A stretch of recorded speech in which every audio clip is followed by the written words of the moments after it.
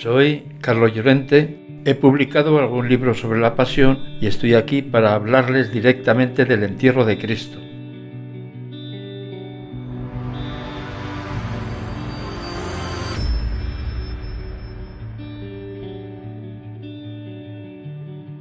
Comenzaré con el sepulcro de José de Arimatea y una vez lo conozcan podré explicarles cómo fue el entierro de Cristo.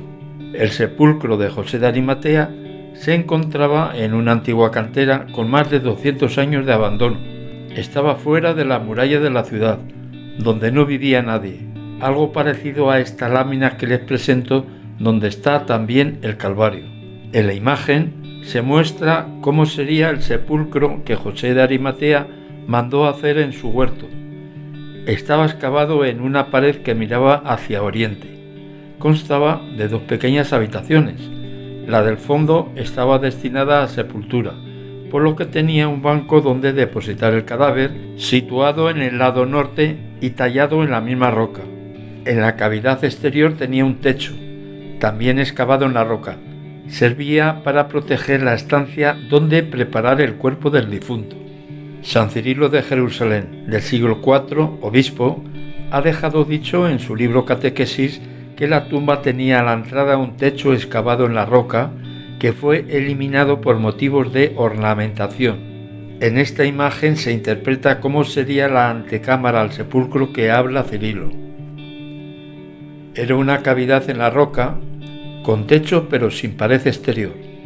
Al fondo se ve la entrada al sepulcro que está tapada por una gran piedra redonda. El motivo de la desaparición de la cámara externa fue el que sigue.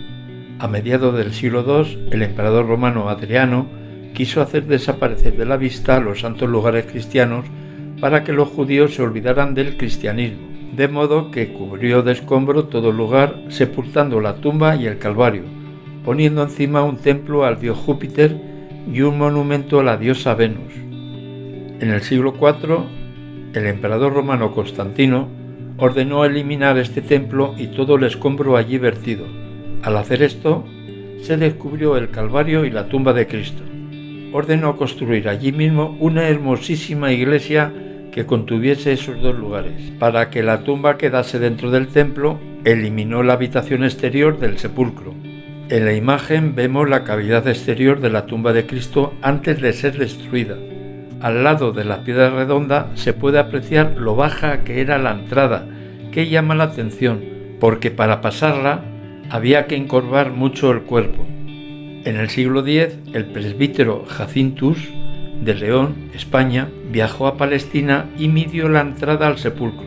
Dejó en el archivo de la Catedral de León un manuscrito con sus dimensiones. Esta es la entrada donde pueden ver cuáles eran las medidas, según Jacinto.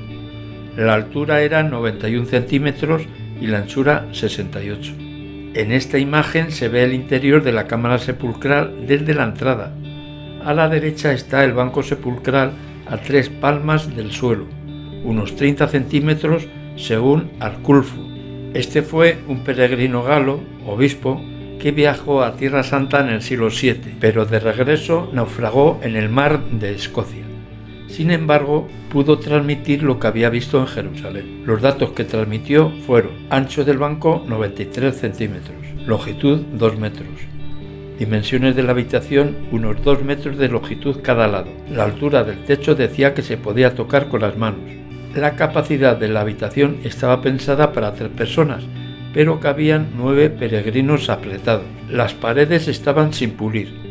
Se veían perfectamente las muescas de las herramientas. Es como si José de Arimatea hubiese abandonado por algo importante. Tal vez se enteró de que en el Calvario, que como ven en este esquema estaba muy cerca del sepulcro, Poncio Pilatos se proponía hacer ejecuciones públicas que inhabilitaba el sepulcro para ser utilizado por un judío, pues lo hacía inmundo. Un elemento muy importante del sepulcro es la piedra de la unción, porque sobre ella se preparó el cuerpo muerto de Cristo para su posterior sepultura. Se encuentra actualmente en la entrada de la Basílica del Santo Sepulcro en Jerusalén. La lápida de la unción original se encuentra oculta en el interior del cofre de piedra que muestro en la imagen. En esta maqueta que representa el cofre que contiene dentro la piedra de la unción verdadera, muestra la tapa protectora que besan los peregrinos, que mide 65 centímetros de ancho y 2,6 metros de largo y que cubre a la original. Si levantamos la tapa, vemos la auténtica, que está por debajo. Sus dimensiones se estiman inferiores a la tapa. Serían 60 centímetros de ancho por 2 metros de largo. Si reducimos las dimensiones de la lápida y cámara del sepulcro de escala para ver cómo se podrían ajustar entre sí, podremos comprobar que la piedra de la unción pasa sin ningún problema por la entrada del sepulcro y encaja perfectamente con el fondo de la cámara sepulcral. Es como si se hubiese fabricado la lápida a propósito, para entrar y salir de la habitación del sepulcro. Segunda parte y última. ¿Cómo fue el entierro de Cristo? Siervos domésticos de la casa de Nicodemo y de José de Arimatea serían las personas que se ocuparían de preparar el sepulcro. Dentro de la cámara sepulcral estaba guardada la lápida para preparación del cuerpo. La sacaron arrastrándola por el suelo y la dejaron en la habitación exterior, dejando la cámara vacía para prepararla. Embadurnaron las 4 paredes, así como el techo y el suelo de la cámara, con perfume de resina de estoraque, que produce un dulce perfume balsámico.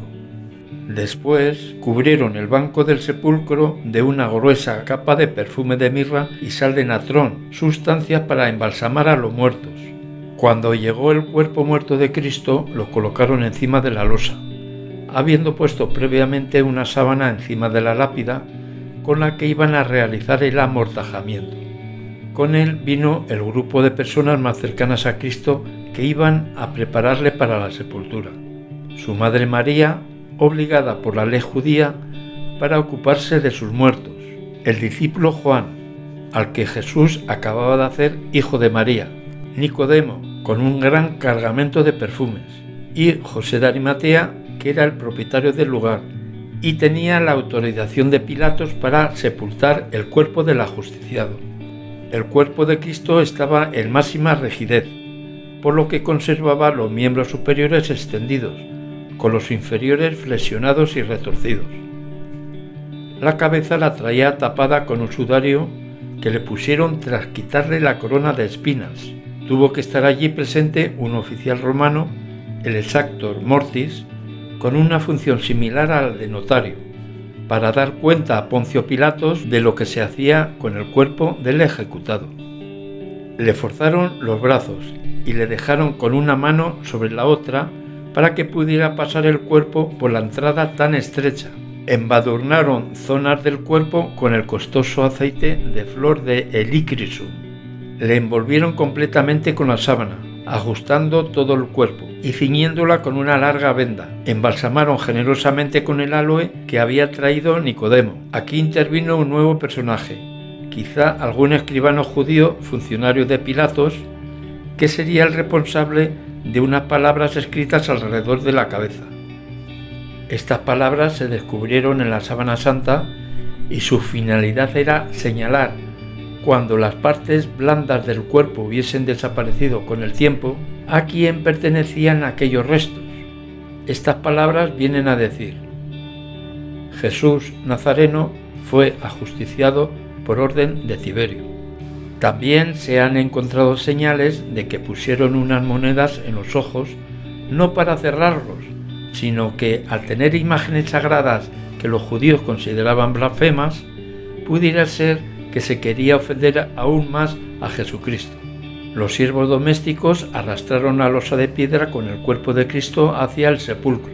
El arrastre estaba facilitado por el líquido sobreabundante y aromático con el que habían embadurnado todo el sepulcro. El cuerpo y la losa de piedra pasaron limpiamente bajo la entrada. El cuerpo quedó finalmente al borde del banco sepulcral para facilitar su traslado a este. En la cámara sepulcral estarían esperando la madre, el discípulo Juan y José de Arimatea. Entre los tres trasladarían el cuerpo de Cristo a lo alto del banco, que estaba lleno de un buen colchón de perfumes, como acostumbraban a enterrar los judíos a sus dignatarios. Acabada la sepultura, Los familiares se retiraron, dejando el cuerpo muerto completamente solo. Los siervos domésticos movieron la pesada piedra redonda para cerrar la entrada al sepulcro. Serían las 7 de la tarde cuando terminó todo. En el ocaso aparecieron las primeras estrellas del firmamento, señal tras la cual comenzaba la celebración de la fiesta judía de Pascua. Concluyo esperando les haya gustado.